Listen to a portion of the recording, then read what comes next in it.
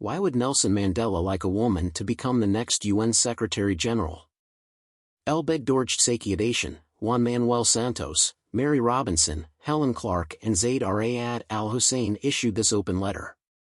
Elbegdorj Tsakio was born March 30, 1963. He is a Mongolian politician and journalist who served as President of Mongolia from 2009 to 2017. He served as Prime Minister in 1998 and again from 2004 to 2006.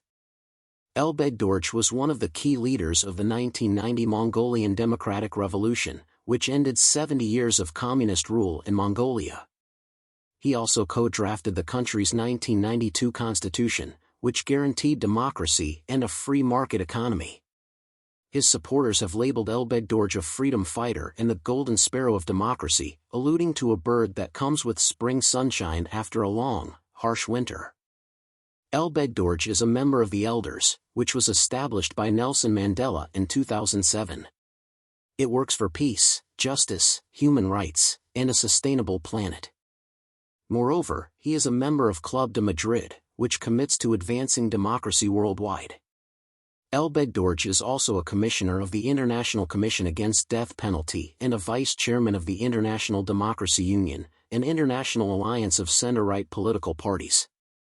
Elbegdorj is a patron of the World Sustainable Development Forum, the Bernard and Susan Liautaud Visiting Fellow at Stanford University's Freeman Spalyi Institute for International Studies, and the president of the World Mongol Federation, an international federation of Mongols worldwide. Iturbonus.com.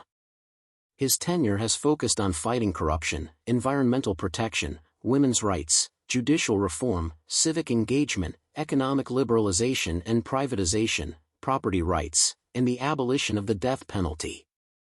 Elbegdorj is the founder of the Ardkalil, English, Democracy, newspaper, the country's first independent newspaper, and helped to establish the first independent television station in Mongolia.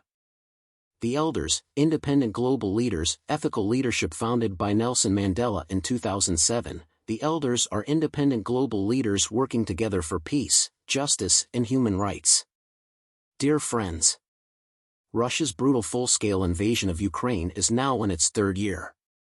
The Elders remain steadfast in our solidarity with the courageous Ukrainian people and with President Zelensky as their democratically elected leader. However, we recognize that the wider geopolitical context in which the war is taking place is changing rapidly and dramatically, especially about the new administration in the United States. The conflict is entering a critical phase, and Ukraine's direct participation in any peace talks is essential. These developments form the backdrop to my participation last month in the Munich Security Conference, where I was joined by my fellow elders Juan Manuel Santos, Mary Robinson, Helen Clark and Zaid Ra'ad al-Hussein. In our public and private meetings, our message was clear and consistent: leaders need to step up and defend the multilateral system and the rule of international law, as the best way to ensure conflicts are resolved in a just and sustainable way. This applies to the three priority conflicts we work on as elders: Israel/Palestine, Russia/Ukraine and Myanmar, as well as in Sudan, the Democratic Republic of the Congo and countless others. Leaving the conference, it seemed clear to me that the world needs to change tack. Looking ahead to International Women's Day, we need to explore new ways to ensure women's voices are heard in the peace and security sphere, which has traditionally been male-dominated, and at all levels of global leadership. The Elders have a strong history of supporting gender equality and women in leadership, and we have recently been supporting the One for 8 Billion campaign's call. After 80 years of men-only leadership, it's time for a woman to serve as UN Secretary General. The UN's glass ceiling remains unbroken, and it is vital that we ensure it is fit for purpose in the 21st century. This includes appointing a woman as the next Secretary General through a fair and transparent process that seeks the most qualified candidate. As the time for member states to make nominations approaches, we urge them to champion this cause and nominate only women candidates. This is our opportunity to drive transformative change and send an unequivocal message that women are essential to solving the world's most pressing challenges. To build a more stable and united world, we must guarantee that women have an equal voice at the table, not as a symbolic gesture, but as a necessity. With thanks for your ongoing support.